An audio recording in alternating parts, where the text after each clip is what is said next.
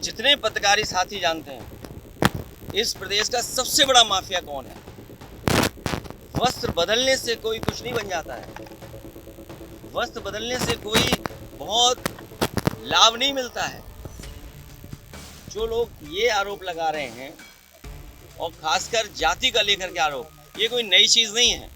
आप याद कीजिए, इकरा हसन जो सांसद हैं उसके बारे में भारतीय जनता पार्टी के नेता ने क्या कहा। इसी तरह महिलाओं के प्रति इनकी व्यवहार भाषा क्या है। आज जमीन की बात कर रहे हैं, आप पता करिए लखनऊ के जितने तालाब थे सब बीजेपी ने कब्जा कर लिए। केवल लखनऊ के तालाब नहीं, उत्तर प्रदेश में जहां जहां तालाब था, जहां जहां वेटलैंड एरिया था, अगर किसी ने कब्जा किया तो भारतीय जनता पार्टी के लोगों ने किया। और मैं तो आपसे कहूंगा, आप तो सब समझदार लोग हैं, रजिस्ट्रियां निकलवा लो, अयोध्या की रजिस्ट्रियां निकलवा लो, बनारस की रजिस्ट्रियां निकलवा लो, लखनऊ की रजिस्ट्री निकलवा लो। और फिर एक जो लोग दूसरों पे आरोप लगाते थे, बताओ किससे संबंध थे? क्या अंडरवर्ल्ड से संबंध नहीं थे? और दुख तो ऐसे इस बात का है कि अंग्रेजों ने भी कभी पढ़ाई को लेकर के किसी पे एफआईआर नहीं लिखाई होगी। इस देश में अंग्रेज रहे, अंग्रेज ने उन्होंने पढ़ाई पर एफआईआर नहीं लिखाई किसी पर। ये सरकार सोचती पुलिस से हमारे पीडीए पाठशाला को बंद कर देगी।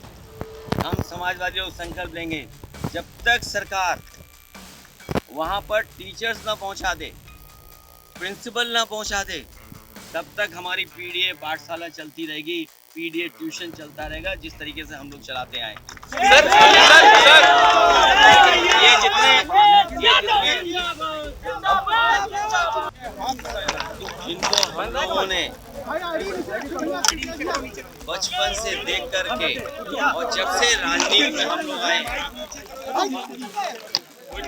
छोटे लोहिया जनेश्वर मिश्र को देख करके, सुन करके और उनके संघर्षों को याद कर करके समाजवादी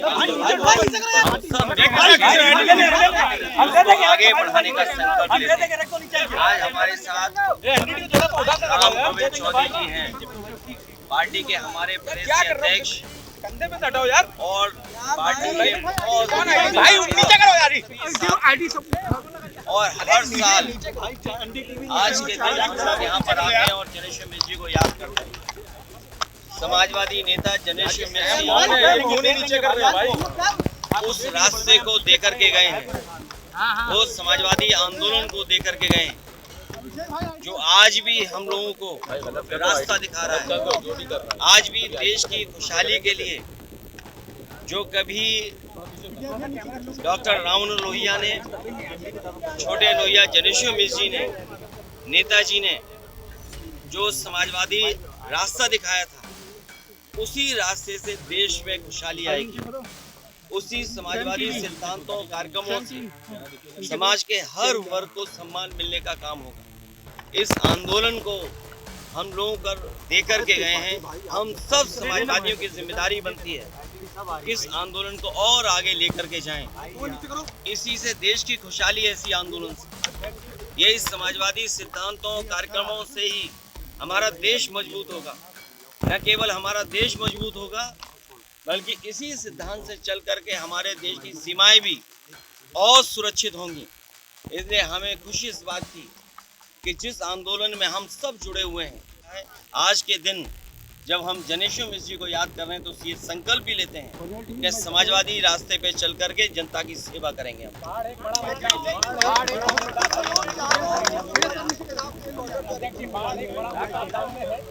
देखिए, इधर जब सरकार का कामकाज देखते हैं, प्रयागराज जहां 20,000 करोड़ से ज्यादा पैसा सरकार ने खर्च किया, और ये 20,000 करोड़ भी मैं कम बोल रहा हूं, अगर सही तरीके से आकलन आप लोग करोगे तो 20,000 करोड़ से भी ज्यादा पैसा खर्च हुआ है वहाँ के विकास, वहाँ के लोगों को सुविधा देने के लिए। लेकिन आज हालत क्या है? बड़े पैमाने पे लोग घर से नहीं निकल पा रहे हैं, बाढ़ में जो जरूरतें की चीज़ें हैं वो नहीं उपलब्ध हो पा रही, बच्चे स्कूल नहीं जा पा रहे हैं, पानी पीने को नहीं, शौचालय नहीं, अगर कोई बीमार हो जाए उसके लिए इंतज़ाम नहीं। और यही हालत स्मार्ट सिटी क्यूटो की है, और क्यूटो में भी कम से कम अब 20,000 करोड़ से ज्यादा पैसा खर्च हुआ होगा। इसी तरह गोरखपुर 20,000 करोड़ से ज्यादा पैसा खर्च हुआ है। ये राजधानी वो है जहां पर कभी मेयर बीजेपी का हटता ही नहीं है। सब कुछ सरकार इनकी यहाँ है। नालियां भरी पड़ी हैं, नाले भरे पड़े हैं, कूड़ा भरा पड़ा है। और सोचिए क्या बताया था कि नंबर 3 पर ये लखनऊ आया है। जांच तो इस बात की वो एजेंसी कौन है जो जांच कर रही है या सर्वे कराती है, ये सवाल तो है ही है। लेकिन इसके साथ साथ सवाल किसान का है। किसान की आय दोगुनी नहीं हुई, महंगाई बढ़ गई, बेरोजगारी बढ़ गई, नौकरी है नहीं। और अर्थव्यवस्था को लेकर के भी जिसको आप मित्र बोलते थे, अमेरिका के राष्ट्रपति लगातार भारतीय जनता पार्टी की सरकार को और लगातार जो फैसले ले रही है अमेरिका, उससे हमारा व्यापार संकट में होगा।